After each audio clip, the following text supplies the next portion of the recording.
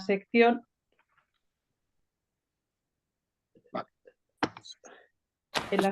séptima, y el título es ¿cuál es la raíz y el origen del defecto de la causa libre? 1. Pero todavía quedan por resolver 3 dificultades señaladas en la cuarta razón propuesta en la sección segunda y en sus confirmaciones. La primera es si la voluntad puede a su antojo querer algo contra el juicio de la razón. ¿En qué sentido es cierto aquel principio de muchos filósofos y teólogos, según el cual no puede haber un defecto en la voluntad si no precede en el juicio, por ejemplo, que sea erróneo o al menos imprudente y precipitado? Estableció este principio Aristóteles en la Ética, libro tercero, libro cuarto, libro séptimo, y en De Anima, libro tercero, pasajes de donde se ha tomado el siguiente axioma: todo el que peca es ignorante. Parece que también enseñó esto el sabio, Proverbio 14, al decir: yerran los que obran el mal. Puede confirmarse porque, de lo contrario, cabría la posibilidad de que el hombre siempre juzgase prudentemente con el entendimiento y, no obstante, fuese vicioso en la voluntad, lo cual está en contra de toda la filosofía moral y de la experiencia. No, es el intelectualismo moral socrático, ¿no? O sea, mira, Manuel, el intelectualismo moral es que si uno hace el mal es por ignorancia. Eso es Sócrates. Aristóteles no va por ahí. Hola, Manuel. O sea, esta es la primera, pero bueno, o sea, se sitúa en la línea. 2. Primera opinión. En esta dificultad, Escoto y otros autores no ven inconveniente en conceder que pueda darse un defecto moral en la voluntad sin que preexista ningún defecto en el entendimiento, porque para faltar moralmente basta la libertad de la voluntad creada, haga el intelecto lo que haga, según consta con claridad por Escoto, en los lugares antes citados, con quien están de acuerdo Gabriel y los nominalistas en general. Almain, Tratado tercero, Moralium y de Prudencia. 3. Sigue aproximadamente esta opinión Adriano, pero la limita o expone diciendo que quien obra mal siempre posee un juicio práctico por el que juzga simplemente, en congruencia con su afecto, que él debe hacer esto o que es necesario que él haga esto, supuesto dicho afecto, aunque por otra parte no tenga ninguna ignorancia o error acerca del juicio sobre toda la honestidad y malicia del objeto o de la operación. 4. Parece, sin embargo, que la citada limitación ni se ha añadido de manera consecuente ni es plenamente satisfactoria, ya que no es preciso que todo afecto desordenado de la voluntad proceda de aquel juicio práctico con el que simplemente se juzga que algo debe hacerse en consecuencia con un afecto anterior. Porque o bien este afecto o apetito que precede a tal juicio práctico es realizado por la voluntad, o bien significa solamente una propensión natural o incluso habitual de la voluntad. Pero de ninguno de esos modos es necesario que preceda tal afecto o el juicio práctico congruente con él. Porque considero la primera voluntad desordenada que se da en el hombre o en el ángel, que primeramente se encuentra bien afectado y dispuesto, incluso con una inclinación natural o habitual. En él no precede un juicio práctico nacido de alguna afección anterior mala o que incline al mal. A ver, aquí hay un asunto que los dominicos dirían que es pelagianismo puro. Comparar las condiciones de libertad interior morales del ser humano con las del ángel es negar el pecado original. Los ángeles no tienen pecado original. La libertad de la voluntad angélica sobre el bien y el mal, que lo puede hacer porque hubo ángeles que obraron el mal, es libre de toda herida. O sea, estamos ante la línea salmanticense de Vitoria, etc. ¿no? O sea, la naturaleza humana en una parte enorme no está afectada de defecto, ¿no? Este es el asunto. Claro, esto es herético, según la canónica sería herético, claro. Comparar a un ser humano con un ángel en cuanto a libertad, a voluntad, a capacidad de libre tal, es negar que haya una naturaleza herida. Ahí queda eso, ¿no? 5. Cabe responder que también en ese caso precede alguna inclinación natural o ilícita, y aunque ésta no sea mala en sí, no obstante, como el hombre se deja llevar por ella de tal modo que juzga, no con prudencia, sino con inconsideración, que él debe hacer, amar o amar algo, puede constituir ocasión de pecar. Así, por ejemplo, en el símil que Adriano utiliza, si uno tiene el afecto de librar a un hombre de la muerte y después comprende que solo puede librarlo a costa de mentir, aun cuando aquel primer afecto actual y ilícito no sea malo, el hombre puede juzgar absolutamente en conformidad con aquel afecto que él debe mentir. De manera semejante, movido por un natural amor propio, no malo o incluso no ilícito, alguien juzga que debe tender hacia este bien deleitable. Y en este sentido, antes de cualquier acto moralmente malo y antes de primer afecto desordenado, precede siempre aquel juicio práctico por el que un objeto menos bueno se propone simplemente como digno de ser amado, elegido e incluso preferido a otro bien mayor, juicio que se dice prácticamente falso por no ser conforme al apetito recto. Pero aún persiste la dificultad porque nunca se demuestra suficientemente que sea necesario este juicio tan absoluto para que la voluntad se mueva, cosa que expresé antes diciendo que no se precisa un juicio de que se debe amar un objeto, sino de que se puede amar, ni de que se debe elegir, sino de que se puede elegir, y que no siempre se necesita un juicio comparativo, por llamarlo así. Por ejemplo, que esto es digno de ser elegido con preferencia a otras cosas, sino que basta uno absoluto, a saber que esto puede ser elegido o que es útil. O bien, si es comparativo, puede ser de igualdad o de superioridad, no absolutamente, sino en una determinada razón de bien, como deleitable, etc. Por ejemplo, Aquí hay una modulación, bueno, muy prolija, que yo no, su diferencial no lo acabo de... O sea, aquí el asunto, para Aristóteles hay una vida buena, que es la garantizada por la polis ateniense, y dentro de la vida buena,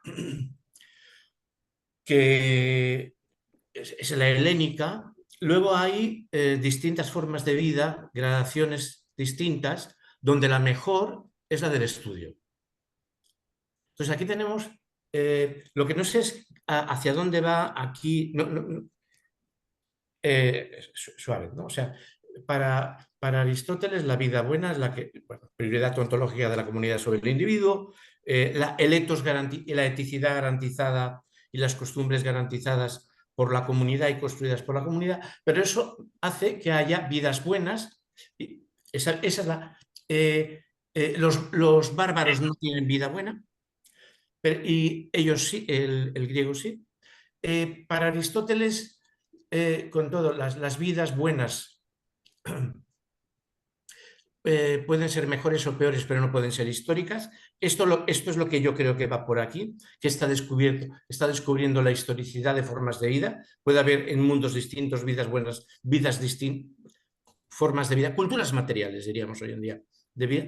Pero luego está este asunto. Dentro de una cultura material de vida buena, para Aristóteles la mejor es la suya, que es la del estudio.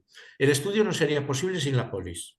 Todo ciudadano tiene que aguantar la polis, tiene que colaborar en la polis, pero incluso por encima de la vida del ciudadano que se dedica a la política, está la vida buena garantizada por la política, que es el estudio, que es la suya. Entonces, aquí, absoluto relativo, este baile, yo no sé cómo se lleva, hacia qué molino lo está llevando Suárez, no sé más. Pero esta es una línea. Todo el texto este es absolutamente aristotélico. Todo el texto este es absolutamente ética nicomaquia, ¿no? Proairesis, o sea, boulesis, deliberación, proairesis, elección, phronesis, prudencia, eudaimonia, la felicidad. O sea, todo esto es pura ética nicomaquia. Este cacho. Y cada vez que avanzamos una página más se adentra en ética nicomaquia. Y eso sí que es muy fácil de reconocer. Bueno, a cualquiera de nosotros que hayamos leído la ética.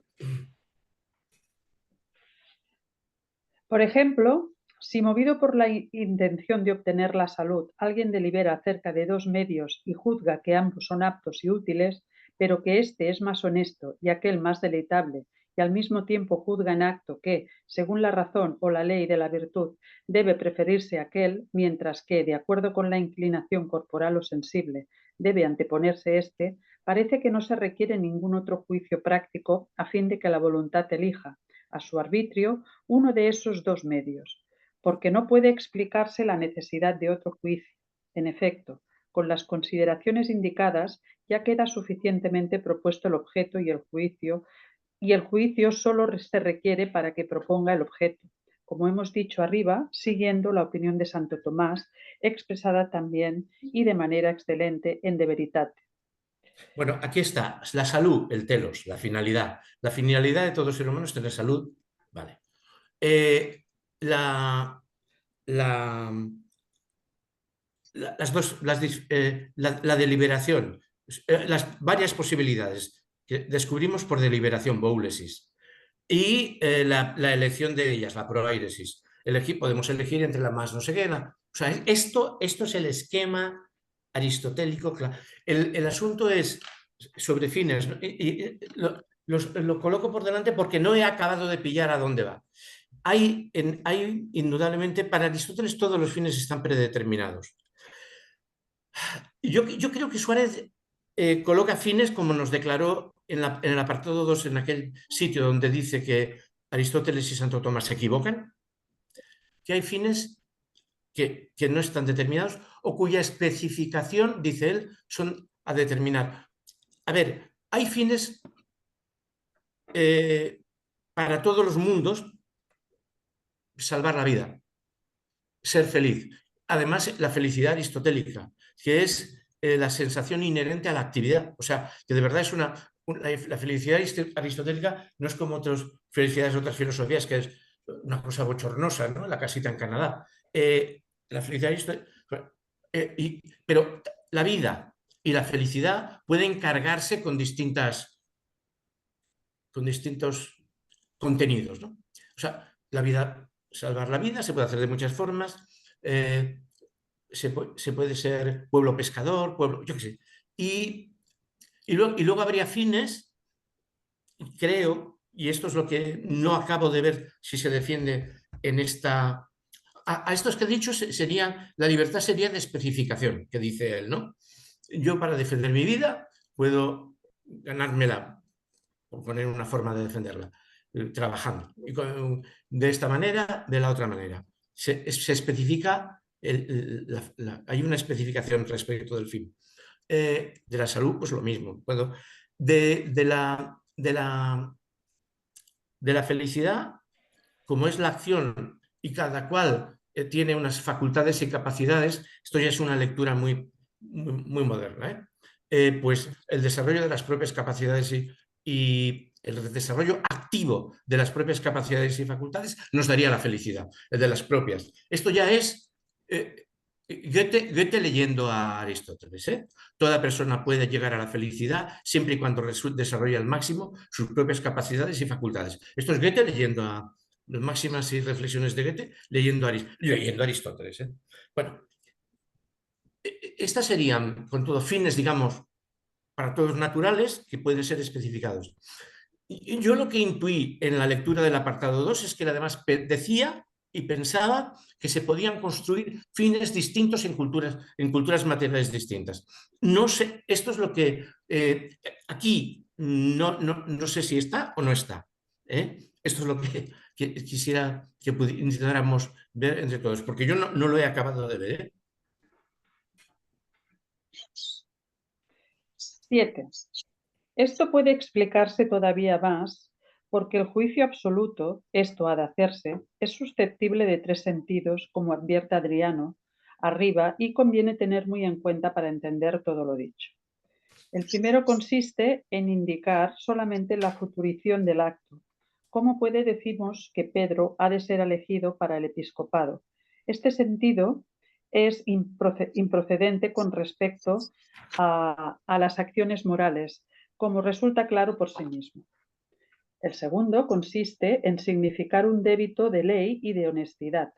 También este sentido es improcedente en el caso presente, pues es claro que no se precisa que todo el que obra libremente juzgue de ese modo, ya que de lo contrario, para obrar el mal sería preciso poseer un juicio herético, cual sería juzgar a propósito de tal acto que debía hacerse en aquel sentido. El tercero consiste en significar una consecución necesaria de una cosa a partir de otra, o la necesaria conexión de la obra subsiguiente con el propósito o intención anterior. Así, quien determinó vengarse de un enemigo inmediatamente que se le presenta la ocasión, juzga que debe matarlo. Este sentido pertenece más a la cuestión, sin embargo, también parece evidente que tal juicio no siempre es necesario para obrar el bien o el mal, porque no siempre se da esa conexión necesaria entre la obra que se juzga, que debe hacerse, y algún efecto antecedente, según demuestran con suficiencia los argumentos aducidos. 8. Podemos además añadir un cuarto sentido, a saber, que signifique la resolución absoluta, por así decirlo, del hombre en orden a realizar tal obra o a querer tal objeto. Y este acto, si se examina atentamente la cuestión, no puede anteceder al decreto libre de la voluntad, sino que debe seguirlo, no solo porque aquel juicio, en el sentido indicado, no puede inferirse en virtud de la deliberación de algunas premisas, ya que éstas solo demuestran por parte del objeto su bondad o utilidad, pero no la decisión del hombre, sino también porque dicha resolución es libre y en la realidad no es algo distinto de la elección o la ejecución libre, pues no cabe entender ningún otro objeto de aquel juicio en el sentido expuesto. Y el hombre no podría juzgar con verdad acerca de tal resolución libre si no la tuviese ya. Y finalmente, porque como tal juicio es en absoluto libre, es preciso que nazca de alguna voluntad libre. Ahora bien, no hay ninguna otra voluntad libre de la que pueda nacer, sino aquella por la que el hombre determina hacer lo que así juzga que debe hacer. Luego, en ningún sentido es verdad que aquel juicio prácticamente falso anteceda de manera necesaria a cualquier deliberación desordenada de la voluntad.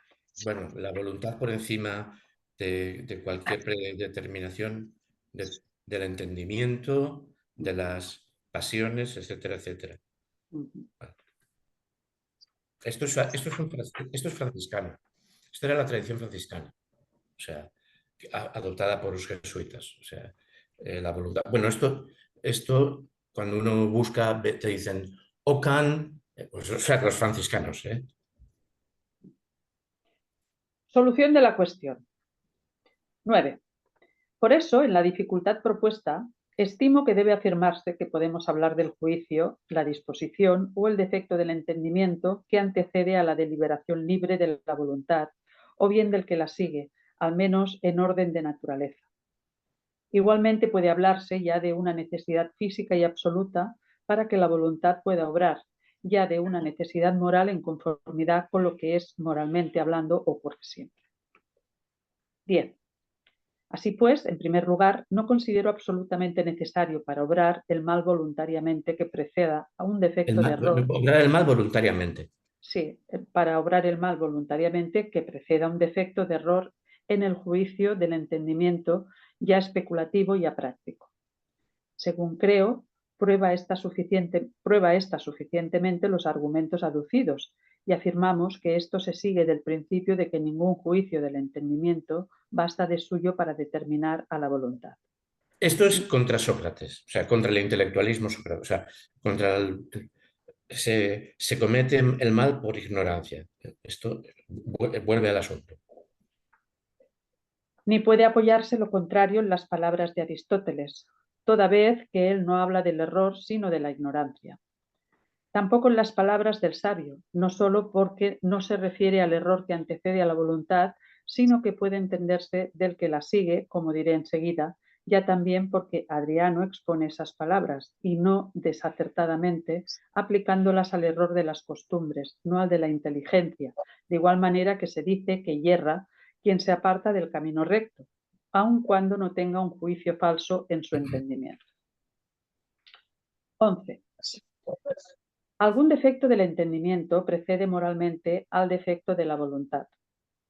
En segundo lugar, afirmo que moralmente hablando, la voluntad nunca falla si no precede en el entendimiento algún defecto, al menos cierta inconsideración de varias razones o motivos que pueden retraer a la voluntad de aquel efecto en la que peca. Esto lo prueba de manera suficiente la experiencia acerca de dicha inconsideración, puede entenderse lo del filósofo, porque se dice que esta inconsideración es cierta ignorancia práctica.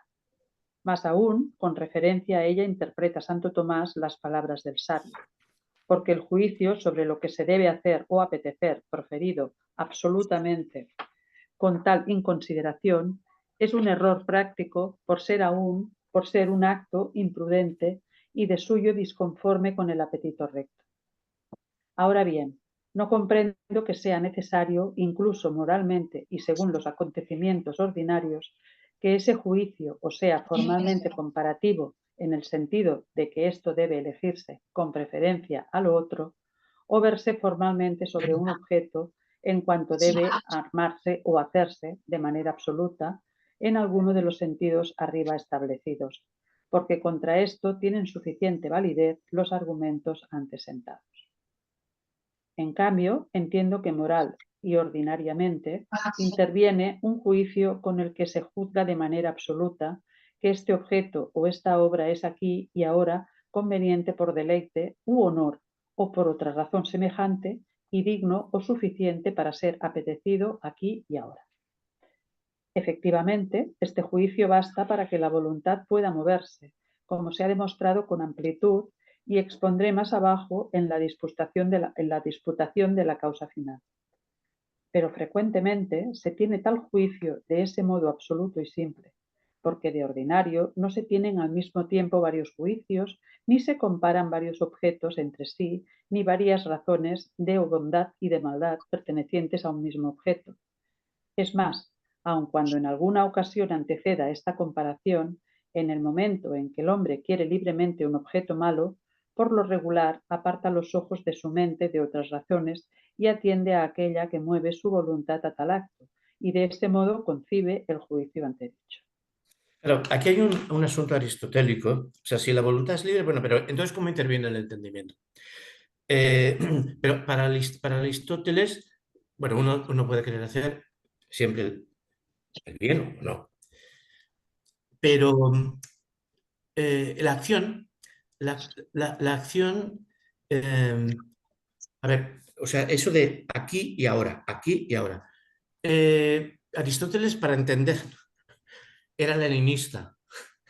Análisis concreto de la situación concreta. O dicho de otra manera, para Aristóteles no hay ciencia de los particulares y cada particular es único y singular. Y cuando la voluntad quiere y obrar conforme a un fin, en cada singular situación concreta, dentro de cada totalidad concreta de acción, porque estamos en las praxeologías.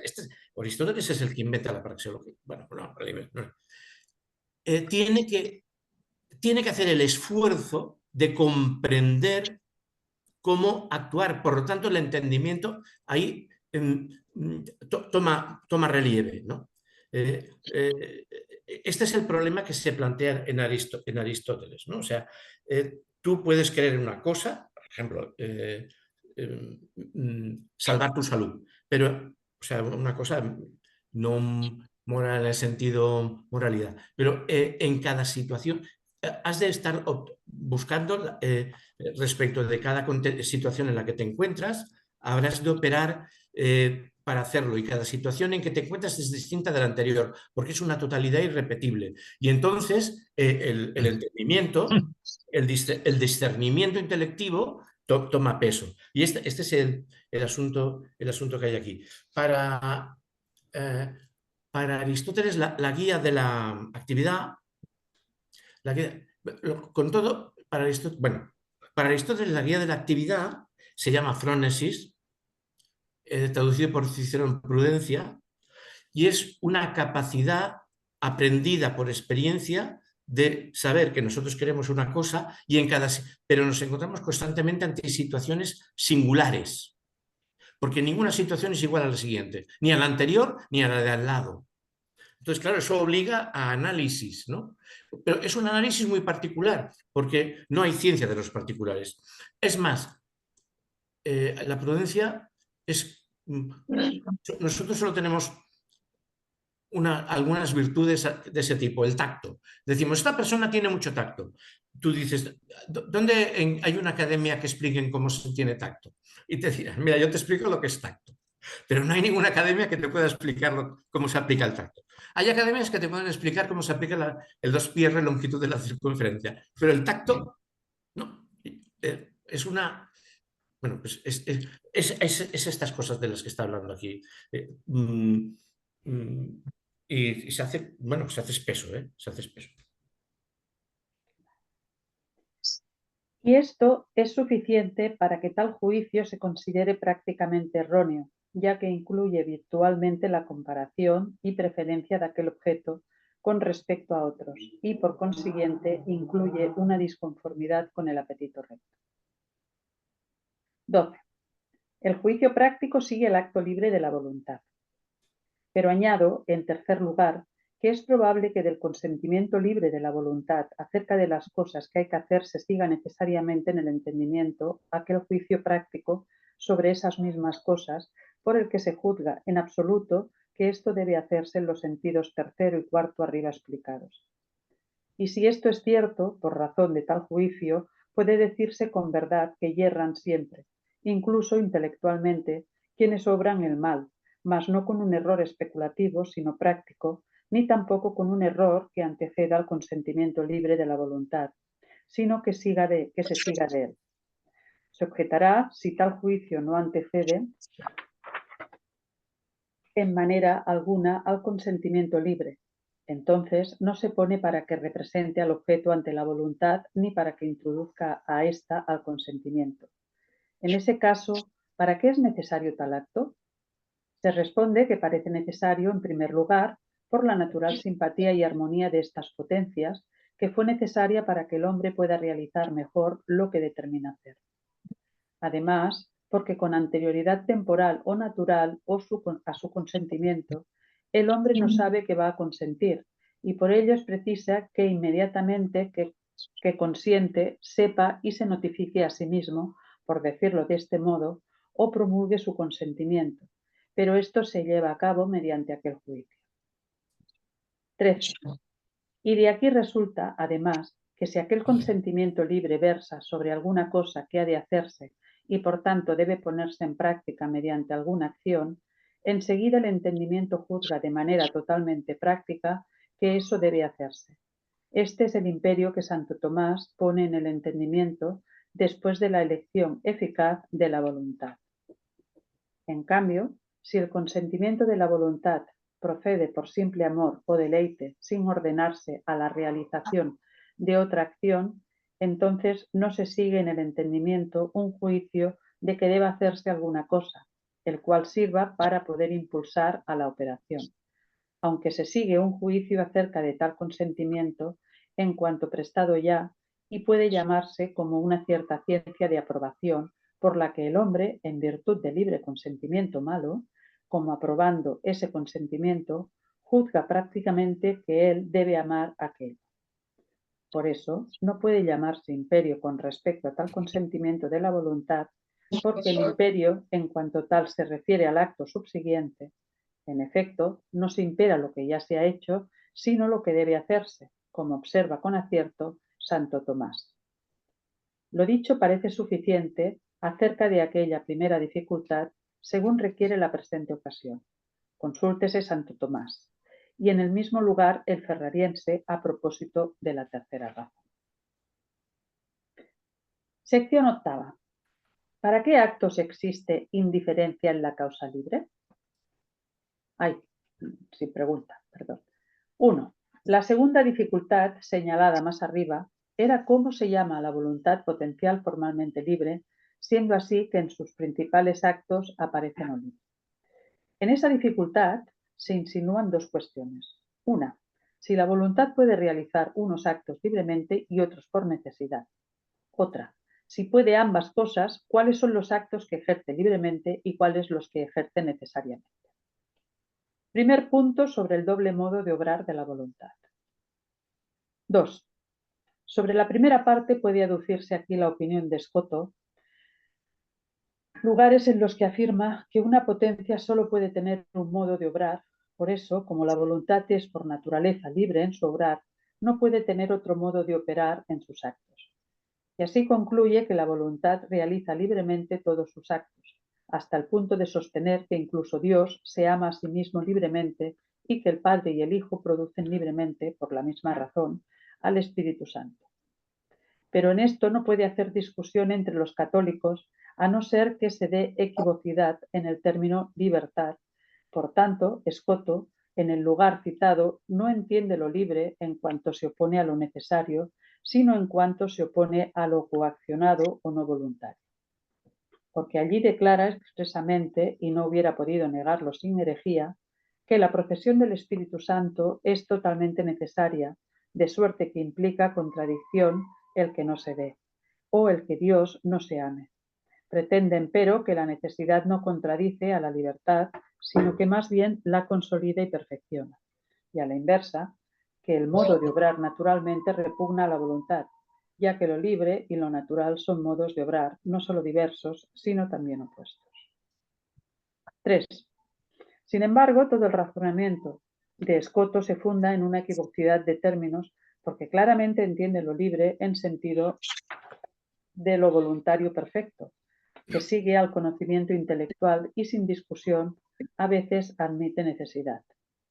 Por nuestra parte, de buen grado, concedemos a Scotto que esta acepción de la palabra libre no es del todo inusitada, pues también la emplea en algunas ocasiones Santo Tomás, como es evidente por la cuestión 10 de Patentia, cuando dice que Dios se ama libremente.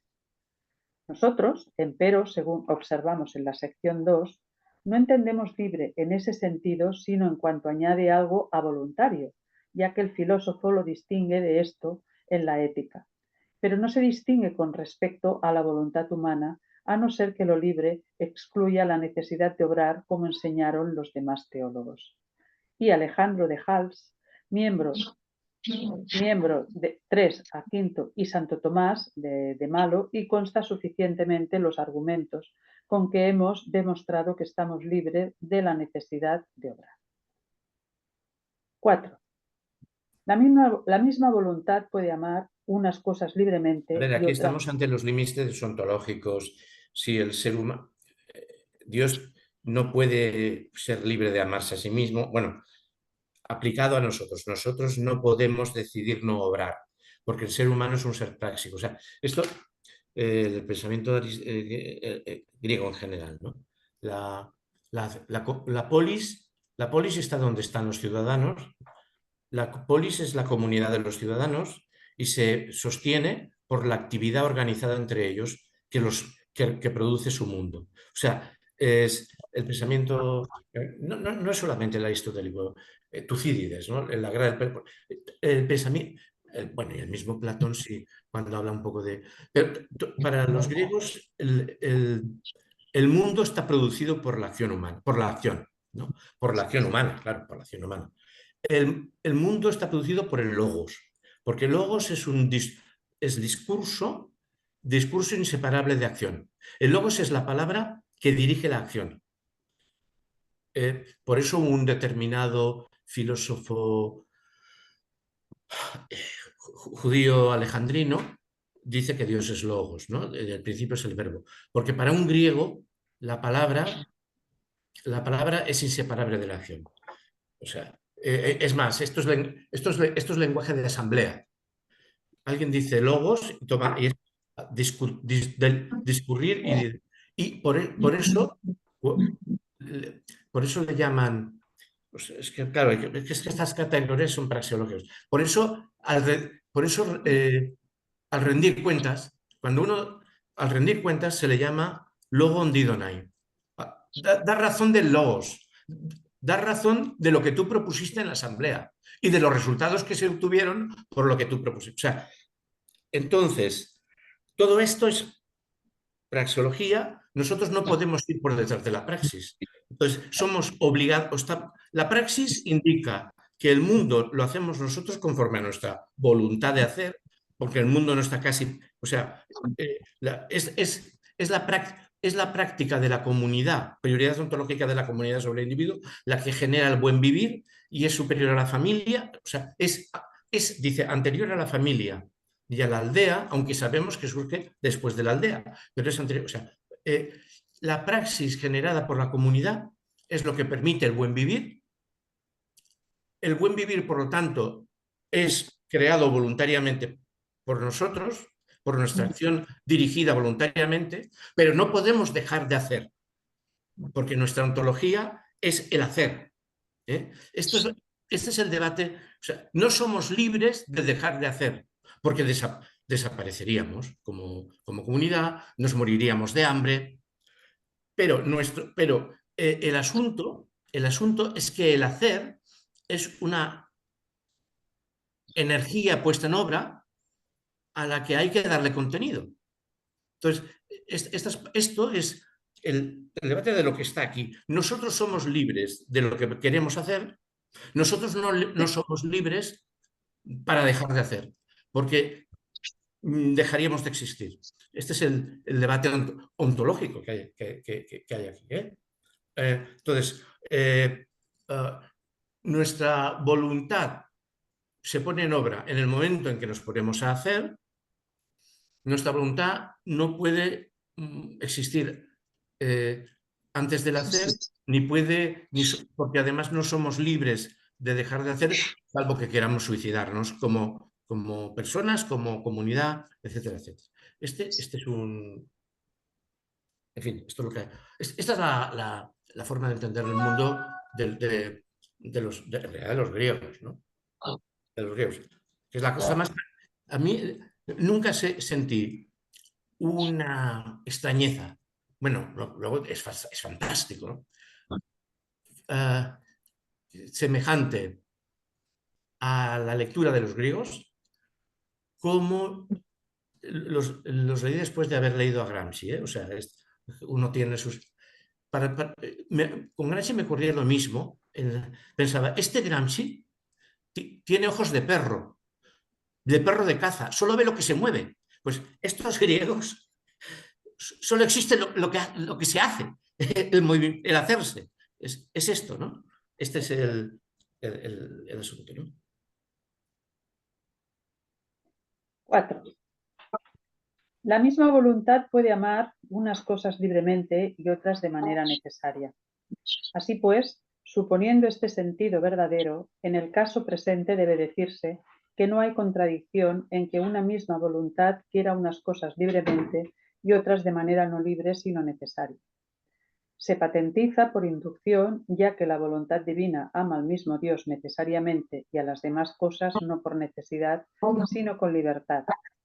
E igual sucede guardando la debida proporción en la voluntad creada. Y la razón a priori, que al mismo tiempo La desvirtúa el voluntad creada fundamento... somos nosotros, ¿eh? Bueno.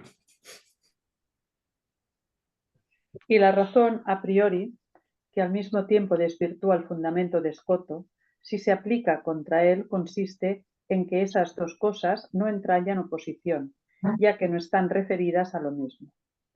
Pues el que un mismo acto sea a la vez y bajo, al mismo respecto libre y necesario, implica una contradicción palmaria. Pero no hay contradicción alguna en que, tratándose de actos diversos y sobre objetos diversos o por diversos medios, uno proceda libremente y el otro necesariamente de una misma potencia. Y no es preciso que el otro modo de obrar sea adecuado a tal potencia, ya que puede ser una potencia superior y más universal. Asimismo, puede tener sobre un acto una doble potestad, a saber, la de obrar y la de no obrar, y en cambio sobre otro solo una, la de obrar. Por último, esta diferencia puede fundamentarse en los objetos mismos, y de ahí se toma la razón a priori, como se explicará enseguida, en la segunda parte propuesta de esta sección. Con esto, 5. Con esto se comprende lo que debe decirse de esta misma cuestión bajo los términos libremente y naturalmente. pues también este segundo vocablo presenta equivocidad en escoto, en el lugar antes citado. En efecto, unas veces se dice que obra naturalmente lo que opera no solo por impulso de la naturaleza, sino también sin conocimiento previo y consiguientemente sin apetito lícito. Este natural excluye no solo a libre, sino también a voluntario, a la manera como decimos que la tierra se mueve naturalmente, el fuego calienta, etc. Y en este sentido es verdad lo que Oscoto dice, de que la voluntad no puede obrar libre y naturalmente, incluso en actos distintos, ya que es preciso que opere con un conocimiento previo y de manera voluntaria. Mas, en otro sentido, no menos empleado, se llama operación natural la que procede de una inclinación de la naturaleza en cuanto absolutamente determinada a una sola cosa, aun cuando al mismo tiempo proceda de un conocimiento previo y del apetito vital, y por último, voluntariamente a la manera como se dice que los brutos se mueven naturalmente o apetecen algo, y en este sentido sostiene muy bien Santo Tomás, que no hay contradicción en que la misma potencia de la voluntad que ejerce varios actos libremente realice algunos de manera natural, ya que la misma voluntad tiene su propia naturaleza, por la cual puede ser determinada algún acto, aunque no sea determinada a todos por razón de la diferencia de objetos, como después veremos. 6. ¿Por qué la voluntad Bueno, no puede? que la voluntad tiene, por propia naturaleza, tiene la necesidad de hacerse con el control y actuar. Sería, digamos, estos son los problemas lingüísticos que hay aquí. Pero no está obligada a elegir una cosa u otra, pero está obligada a ser voluntad. Esto es lo que nos... 6. ¿Por qué la voluntad no puede moverse sino voluntariamente? Mas puede preguntar alguno, puesto que la voluntad obra voluntariamente y libremente, ¿por qué le repugna poseer otro modo de obrar que no sea el voluntario y en cambio no le repugna poseer otro modo de obrar que no sea el libre? Se responde que ello ocurre porque el primer modo es adecuado a la voluntad y el segundo no. En efecto, la voluntad es adecuadamente voluntad, pero no es adecuadamente libre albedrío, ya que éste es cuasi inferior o más limitado, porque el libre albedrío incluye necesariamente la voluntad o principio del acto voluntario, según hemos explicado arriba, y añade la libertad, o sea, la indiferencia o poder de no obrar. También puede explicarse mejor esta razón por los objetos. Efectivamente, el objeto adecuado de la voluntad es el bien, que necesariamente debe suponerse conocido, ya que la voluntad es esencialmente un apetito elicitivo. Por eso, necesariamente obra con un conocimiento previo y por modo de apetición, y esto es obrar voluntariamente. Ahora bien, bajo este objeto adecuado pueden encontrarse varios objetos muy diferentes en bondad y por lo mismo también diferentemente amables en lo que respecta a la libertad o la necesidad.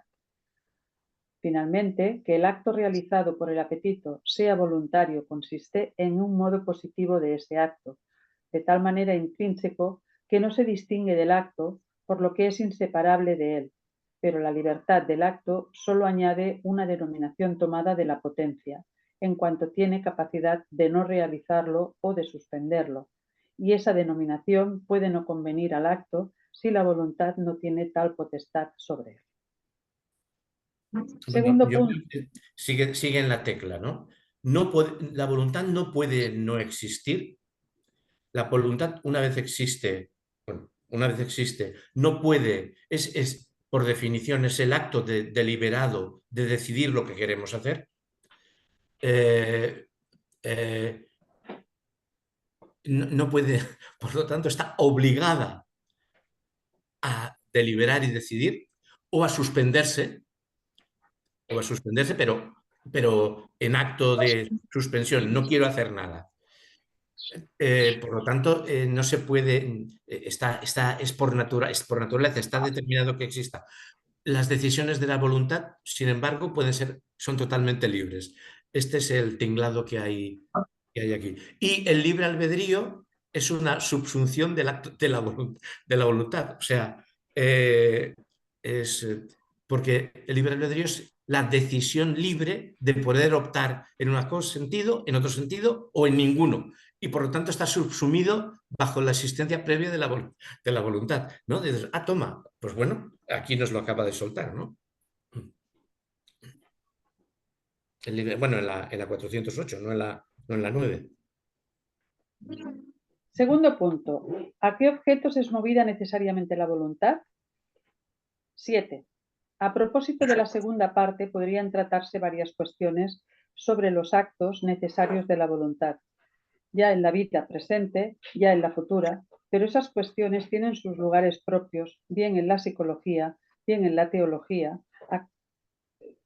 bien en la teología. Aquí solo se rozan en la medida en que son necesarias para explicar en general los diferentes modos de las causas eficientes y la necesidad o contingencia de los efectos del universo.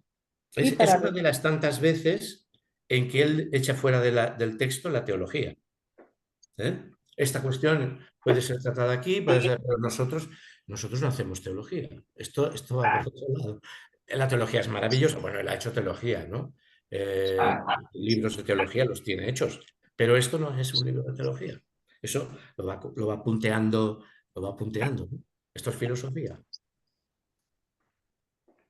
Y para resolver las dificultades que se presentan acerca de esto, ya que a eso tiende toda la presente disputación. Y de manera principal debe estudiarse cierta opinión de muchos que afirman que la voluntad únicamente es libre en la elección de los medios, no en el amor o intención del fin. Dicha opinión puede fundamentarse en Aristóteles 3 de la Ética, 2 y 3, donde dice que la deliberación no versa sobre el fin, sino A partir solo de aquí es donde yo no acabo de ver el lío que hay. O sea, esto es lo que quería decir. O sea, ¿cómo va a definir los fines? Lo de Aristóteles está aquí. O sea, y además es eso lo que dice aquí, ética, Nicomaquia, está ahí. Deliberamos sobre los objetivos, deliberamos sobre los procedimientos, no sobre los fines. Eso es una frase repetida varias veces por Aristóteles. Se delibera sobre... Bueno, ya está. Entonces, ¿hay fines que son naturales? Aceptable. Defender la vida, salvo que uno quiera ser un suicida, pero hay muchas formas de defender la vida. Es la libertad de especificación. ¿Hay libertad de inventar nuevos fines? Este es el... Y hay libertad de algunos otros fines, de antiguos, de eliminarlos. Para Aristóteles, no. La vida buena es siempre, para toda época, en todo lugar, igual. Los fines. Y aquí con todo se va a complicar un poco la cosa, porque sí que hay un fin último, pero que es amar a Dios. Pero ese es un fin último que está fuera de la polis. Porque la política y la polis, este hombre lo mantiene así, todas las escuelas almentidas lo mantienen así, es para la vida buena humana, no es para llevar al ser humano a la otra vida. Si fuera así, esto no serviría. O sea, si fuera así, habríamos de destruir las repúblicas sarracenas. Bueno, y ellos se oponen a eso. O sea, una república sarracena es tan honesta como una república cristiana. Esto es Aristóteles. O sea, el ejemplo son los sarracenos. Bueno, este es el asunto. ¿Qué pasa con los fines? Y ahora se complica todo mucho. Sino solo sobre los medios. De ahí puede elaborarse un argumento. Todo lo libre puede someterse a la deliberación, pero no puede someterse a deliberación más que la elección. La Luego elección solo de los medios para conseguir el fin. O sea, la boulesis se delibera para elegir la proairesis, los medios, los instrumentos y tal, que van hacia ese buen fin. Luego solo es libre la elección. La mayor es clara, ya que en toda cosa libre hay alguna indiferencia y razón de tender o no tender. Luego puede meterse a deliberación si tal objeto o tal acto es conveniente o no. Y se confirma, en primer lugar, porque la voluntad y el libre albedrío se comparan de igual manera que el entendimiento y la razón. Y la razón. Sí, sí. Pero el entendimiento, en cuanto razón, no versa sobre los principios, sino sobre lo que colige de los principios. O sea, no versa sobre los fines, que son los principios. Porque, a ver, fin y principio es lo mismo. Somos el arquero que dispara la flecha, que apunta a un fin, y el fin está en el arquero, en el principio. Esto también es esto es pura ética nicomaquia. Sino sobre lo que colige de los principios, luego la voluntad, en cuanto libre albedrío, no versa sobre el fin, sino sobre lo que elige por razón del fin. En efecto, según dijo Aristóteles en el libro cuarto de la Ética. De igual modo que se relacionan los principios a lo especulable, así relacionan los fines a lo operable. En segundo lugar, se confirma porque es preciso que todo lo variable y móvil se fundamente en algo invariable e inmóvil, pero la elección libre es de suyo variable. Luego debe fundamentarse en algo invariable. Ahora bien, se fundamenta en la intención del fin, luego ésta debe ser invariable y no libre. Este es el tema. 8. ¿De qué manera es necesaria la intención del fin? Pero esta opinión necesita ser entendida con moderación y explicada. Cuidado, esto sí que no lo diría Aristóteles. Esta frase ya no la diría así Aristóteles, pero no sé. O sea, para Aristóteles no hay duda. Pum, pum. Supongamos, pues, en primer lugar, la conocida distinción de una doble necesidad y libertad, a saber, en cuanto al ejercicio del acto y en cuanto a la especificación, la exposición de cuyos términos queda suficientemente clara por lo anterior. Supongamos además la distinción de un doble fin, próximo o particular y último o universal. De esta división se ha de tratar ex professo después en la disputación de la causa final. Por ahora, sucintamente, se llama fin particular cualquier bien privado que es amado por sí mismo, como la salud o la ciencia. En cambio, se llama fin último la misma felicidad del hombre. Ya se ponga esta en alguna cosa determinada, ya se considere en general bajo la razón formal de bienaventuranza en absoluto o bajo la razón más universal de bien en general. Bueno, lo de bienaventuranza en absoluto sí que sería un giro cristiano. Para Aristóteles, la felicidad, la eudaimonía, es una sensación inherente, algo inherente a la actividad. Porque como somos un ser activo, lo único que nos causa felicidad es la actividad. O sea, la felicidad no es un conjunto de ítems. Pero esto en Aristóteles es clarísimo. Igual que la moralidad, que lo que se llama acción moral, es también... bueno, dejémoslo. La felicidad es eso, ¿no? Es una complacencia que nos desarrolla la propia capacidad de hacer. Para poder hacerla, para poder tener felicidad, tenemos que poder actuar, y para poder actuar, evidentemente, tenemos que tener buena salud y tenemos que no ser pobres rematados. O sea, es que todo esto es discurso aristotélico, que además no hay equívoco posible. La felicidad no es tener tal cosa, ni tal modelo a priori de vida. No, es el desarrollo de la propia praxis, y el desarrollo de uno mismo en praxis, porque somos un ser activo. O sea, esto puede parecer Gramsci, pero es Aristóteles. O puede parecer Hegel, pero es Aristóteles. Y la felicidad es inherente. Y Hegel, sin embargo, a mi juicio, como los románticos, se fía del romanticismo, carga la palabra felicidad con modelos concretos de vida y dice que la felicidad es una chorrada, que hay que ir a otra cosa, que es más plena.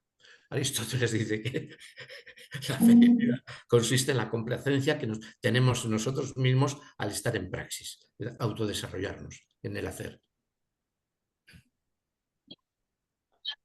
Además, omitamos por ahora el estado. Perdón, es eudaimonía. Felicidad es eudaimonía.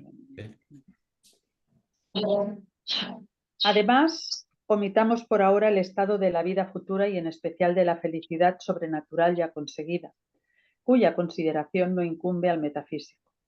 Pero los teólogos discuten prolijamente si en tal estado la voluntad es determinada necesariamente, incluso en cuanto al ejercicio al amor de Dios, porque Scotto niega que incluso en dicho estado tenga lugar esta necesidad en algún acto de la voluntad. Enseña la opinión contraria Santo Tomás, Capreolo, Cayetano, el Ferrariense y otros comúnmente. Nosotros suponemos más verdadera esta opinión, aunque aquí solo tratamos de la voluntad que obra según su naturaleza y especialmente en el presente estado de vida. Bueno, otra vez se vuelve a quitar la teología de encima, ¿no? 9. Y en este sentido afirmamos, en primer lugar, que la voluntad no tiene ningún acto absolutamente necesario en cuanto al ejercicio, ya verse sobre el fin, ya sobre los medios. Así lo define Santo Tomás en el lugar citado y comúnmente los tomistas. Santo Tomás lo demuestra porque la voluntad en esta vida puede siempre apartar el pensamiento de cualquier bien que se le presente. ¿Podemos estar de acuerdo en que acaba de decir, utilizando a Santo Tomás, que la voluntad no está amarrada a fines concretos? ¿A fines? Porque claro, en el apartado 2 decía que Aristóteles y Santo Tomás habían dicho esto y que él discrepaba, que Santo Tomás había dicho que no se podía cambiar los fines, y que él, como Aristóteles, y que él discrepaba. O sea, yo este párrafo lo tenía aquí marcado, pero no sé si es uno de esos pasos de aceptación de una razón de Suárez momentánea para llevarte de nuevo a otro sitio. No sé. O sea, me he sentido llevado de un lugar a otro. Y no sé si este va a ser, porque luego vuelve a liarse, ¿eh? No sé si esta va a ser la opinión definitiva, que es la que a mí me gustaría que fuera la definitiva, pero no tiene por qué ser la definitiva. ¿Eh? Se puede dar eso. Bueno, esto es lo que pasa.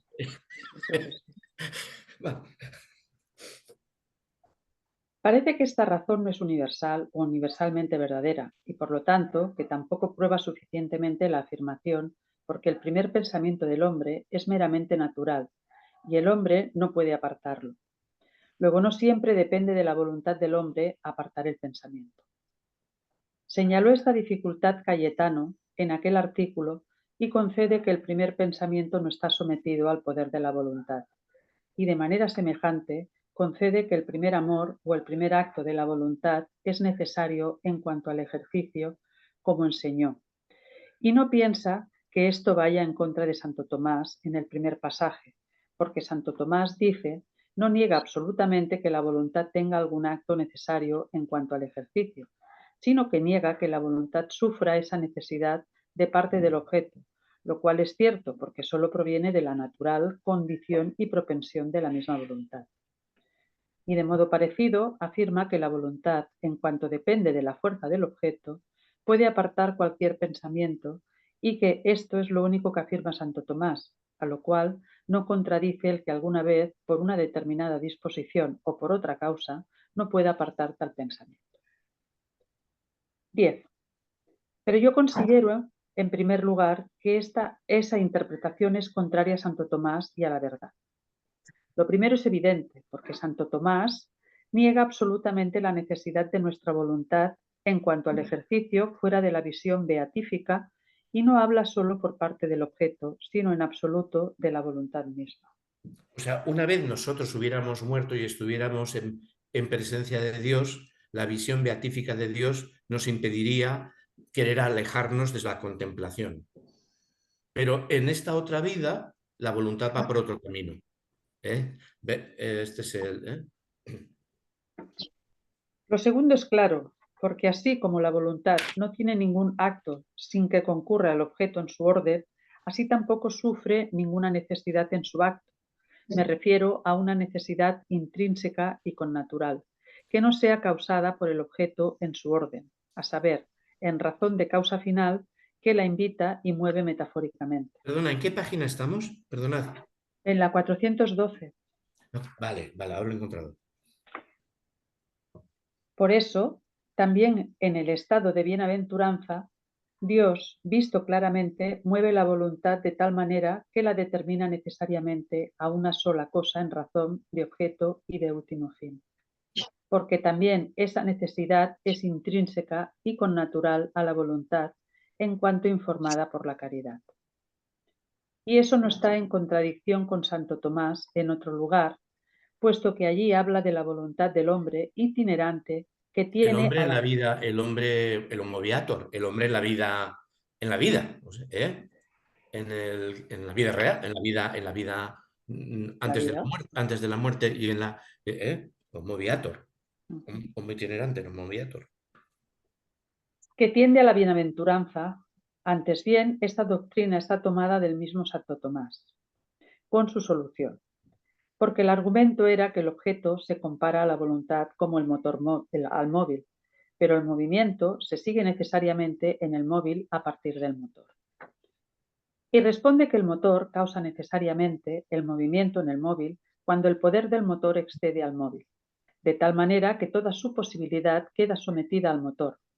Ahora bien, como la posibilidad de la voluntad se refiere al bien universal y perfecto, toda su posibilidad no se subordina a ningún bien particular, por lo cual no es movida necesariamente por él.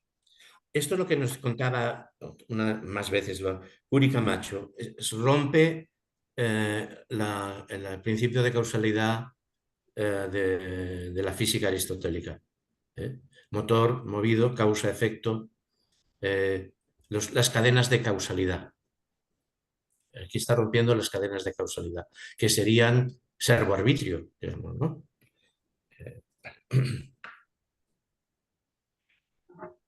Luego, Santo Tomás piensa claramente que toda la posibilidad de la voluntad está sometida al bien universal y perfecto, de donde resulta que es movida necesariamente por él. Por eso, siempre que Santo Tomás da razón de algún acto de la voluntad intrínsecamente necesario, siempre la señala por parte del objeto, según puede verse en los lugares citados. 11. El primer acto de la voluntad en quien tiene uso de razón no es necesario en cuanto al ejercicio.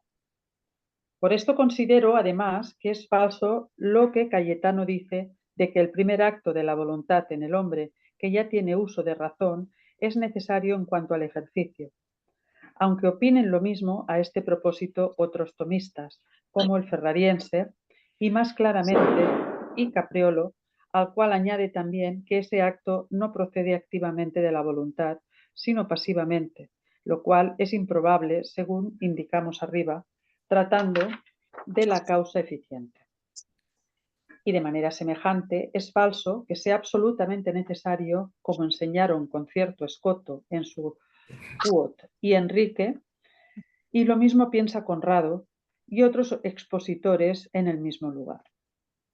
Se demuestra porque la voluntad nunca es movida necesariamente en cuanto al ejercicio, a no ser que el objeto mismo, en su orden, concurra de manera suficiente a esa necesidad y someta enteramente así la voluntad.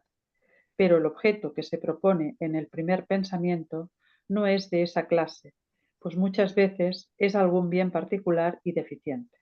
Luego, El único objeto que puede atraer hacia él, hacia sí, a la voluntad totalmente, es la divinidad una vez sea con Dios, una vez lo contemplemos, una vez en la otra vida, ¿no?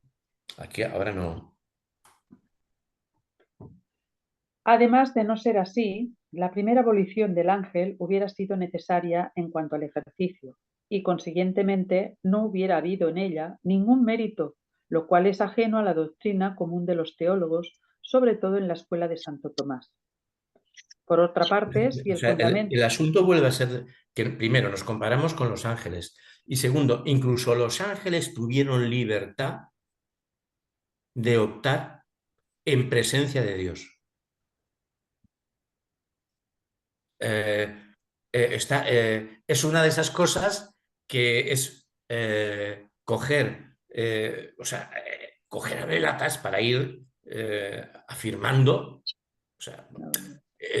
digamos, el argumento de que la presencia de Dios nos arrastraría a no poder separarnos. Aquí introduce el hecho de que Satanás pudo ser libre aún en presencia de Dios.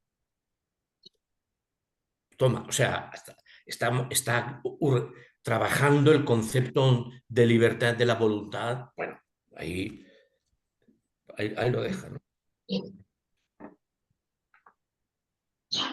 Por otra parte, si el fundamento de Cayetano o del ferrariense fuese sólido, no solamente sería necesario en cuanto al ejercicio el primer acto voluntario de toda la vida, sino también el primero de cada día o de cada vez que el hombre comienza a advertir mediante el intelecto y a consentir mediante la voluntad.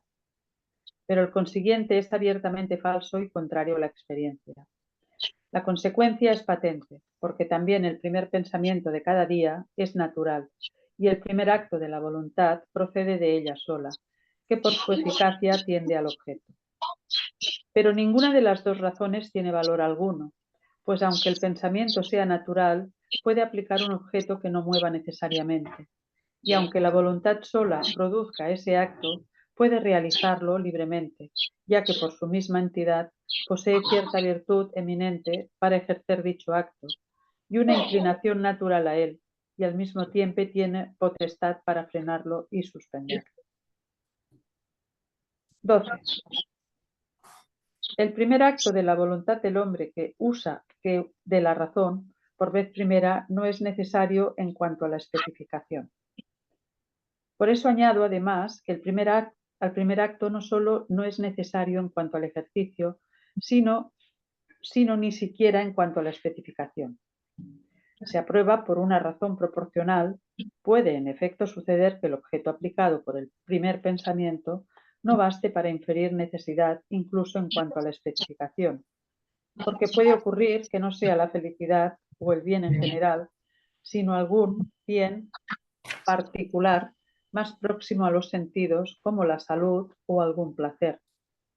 Por eso demostraremos después, al tratar de la causa final, que no es preciso que el primer acto de la voluntad humana pueda verse sobre el fin último absolutamente, y se confirma porque este primer acto de la voluntad humana puede ser moralmente bueno o malo, ya que el primer objeto propuesto puede ser malo, y la voluntad puede rechazarlo, bien abrazarlo y por ello obrar bien o mal. Si ocurre lo mismo a este respecto, con la voluntad angélica, es objeto de una investigación distinta. 13. Así pues, a la objeción aducida contra la razón de Santo Tomás, se responde que aun cuando el primer pensamiento del hombre sea natural y por tanto no dependa del poder del hombre el no tenerlo en aquel instante en que lo recibe naturalmente, sin embargo, está en su poder el apartarlo enseguida que lo advierte de manera suficiente, y esto basta para que la voluntad no sea movida necesariamente en cuanto al ejercicio, puesto que tiene libertad para consentir en él o no consentir, sino apartarlo. Además, aunque el primer pensamiento sea natural, el juicio de que hay que amar o no amar, ese objeto puede no ser totalmente natural, ya que permaneciendo aquel pensamiento natural, la voluntad puede aplicar el entendimiento a que considere e investigue más la cosa para emitir el juicio. Y si el entendimiento aún no lo advierte con tal suficiencia que esto dependa del poder de la voluntad, todavía no hay suficiente uso actual de razón, por lo cual tampoco hay plena libertad y de ahí se siguen los movimientos que los teólogos llaman indeliberados. 14. Finalmente añado que aun cuando el pensamiento pleno y perfecto fuese totalmente natural, si no propusiese el objeto como bien absolutamente necesario, es más, no solo el objeto, sino también el acto mismo, no por ello se movería la voluntad de manera necesaria, y estimo que esta es la razón a priori de la conclusión establecida, porque cuando la voluntad es arrastrada hacia el objeto, no solo quiere el objeto, sino que también quiere virtualmente el ejercicio de su acto, ya que es intrínsecamente voluntario, según se ha explicado arriba. Por eso, para que la voluntad sea movida necesariamente en cuanto al ejercicio, es preciso que el hombre aprehenda y juzgue tal ejercicio aquí y ahora como un bien absolutamente necesario, de suerte que la carencia de ese acto no pueda aprehenderse bajo ninguna razón de bien. Pero esto nunca ocurre en la presente vida, acerca de ningún acto de la voluntad, como sabemos por experiencia, y porque no hay ninguna razón u ocasión de tal necesidad. Y si alguien imagina que alguno, por error, tiene aquí y ahora un juicio determinado sobre algún objeto y sobre el ejercicio del acto acerca de él, fácilmente concederé que, por hipótesis, ese hombre ha de obrar necesariamente. Afirmo, empero, que la suposición es, según el modo humano, imposible en un hombre no insensato o que no carezca suficientemente del uso de razón. 15. Segunda afirmación. En segundo lugar, debe decirse que aunque acerca del fin propuesto bajo la razón de bien universal, la voluntad se mueva necesariamente en cuanto a la especificación. No obstante, cuando ama o tiende a otros fines particulares, se mueve libremente incluso en cuanto a la especificación. Esta es una de esas cosas que, o sea, ¿qué quiere decir poder especificar el fin? ¿Hasta qué punto es libertad de construir nuevos fines o de construir fines? El fin que se especifica es el vivir, entonces es un fin que puede ser, cuya especificación es casi construir culturas materiales alternativas de vida. ¿Qué significa especificación respecto del fin? Ahí es donde a mí me gustaría que se pudiera, que fuera construir culturas materiales de vida, pero no acabo de ver que el hombre suelte la prenda. No lo sé. Esto es el asunto. Estimo que esta afirmación es congruente con la doctrina de Santo Tomás en los lugares citados. Por lo que respecta a la primera parte, se explica y demuestra, en primer lugar, porque una vez propuesto el bien general, aunque la voluntad no sea forzada a amarlo en acto, no puede empero odiarlo, ya que no encuentra en él ninguna razón de mal. Por eso, si quiere realizar un acto, es preciso que sea de amor y no de odio. Y esta es la necesidad en cuanto a la especificación. Lo mismo ocurre con la felicidad en común, ya que, según dice San Agustín en muchas ocasiones, si se pregunta a un hombre si quiere ser feliz, no hay ninguno que responda o pueda responder que no quiere, sino que o callará o contestará que lo quiere en sumo grado. Pero esta es necesidad en cuanto a la especificación. Y la razón No es sé que lo que entiende aquí respecto de esto por necesidad en cuanto a especificación. Por lo demás, sí que puede haber personas que rechazan. O sea, existen los suicidas y él lo sabe también. Es una aberración, pero existen los suicidas. O sea, personas que no quieren pero bueno, me refiero a esto, ¿no? El barrizal aquí. Y la razón es que en estos y otros objetos semejantes no aparece razón alguna de mal. Pero suponemos que no puede odiarse nada sino bajo la razón de mal, como tampoco puede amarse sino bajo la razón de bien. 16. En cuanto a la segunda parte, la conclusión se pone fácilmente de manifiesto por inducción y por la razón. Efectivamente, quien pretende conseguir la ciencia, la salud u otros bienes semejantes, no los ama de tal manera que no pueda a sí mismo odiarlos o rechazarlos, porque en estos bienes particulares se encuentra a veces algún defecto o alguna incomodidad o dificultad por razón, de la cual pueden desagradar a la voluntad.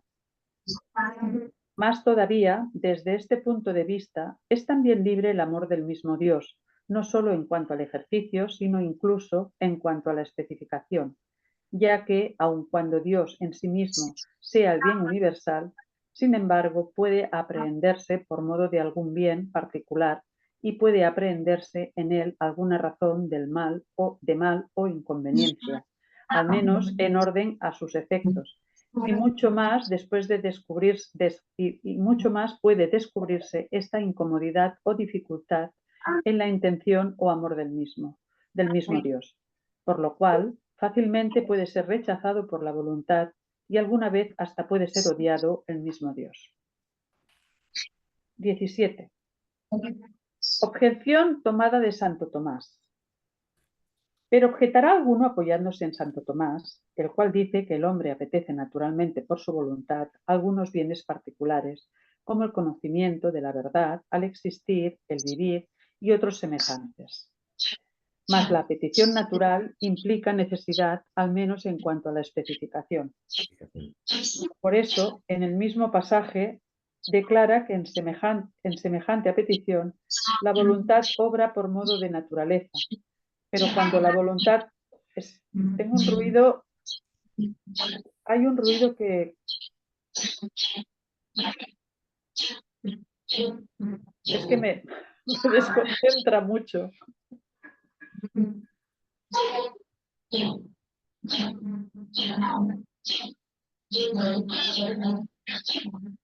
Creo que es de... Ricardo, ¿puede ser un ruido tuyo de...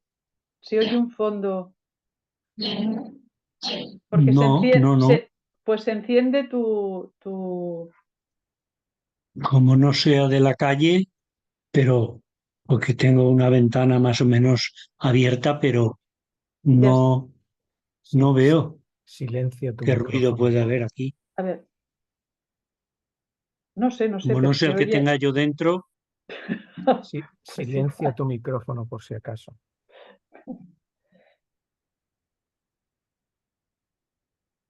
no Ahora sé. ahora ha desaparecido el ruido. Sí, ahora está desaparecido. Por eso, en el mismo pasaje declara que en semejante a petición la voluntad obra por modo de naturaleza, pero cuando la voluntad obra como naturaleza, tiende con alguna determinación a una sola cosa, ya que este es el modo de obrar de la naturaleza. 18. Solución y explicación de Santo Tomás. Se responde primeramente que Santo Tomás, en el lugar citado, no habla de necesidad alguna, ni siquiera en cuanto a la especificación, sino del modo de obrar naturalmente, según consta por el título del artículo, y el término naturalmente no tiene, en el lugar indicado, la misma significación que necesariamente. Porque Santo Tomás distingue de manera clara estas dos palabras, en dicho artículo, así como en el segundo. Por consiguiente, allí moverse naturalmente significa lo mismo que moverse por una propensión de la naturaleza, porque en ese pasaje Santo Tomás pretende enseñar que la voluntad posee una propensión natural no solo a sus intereses particulares, sino también a los bienes propios de otras potencias o facultades de todo el hombre. Y en este sentido dice que apetece naturalmente la ciencia, la vida, etc.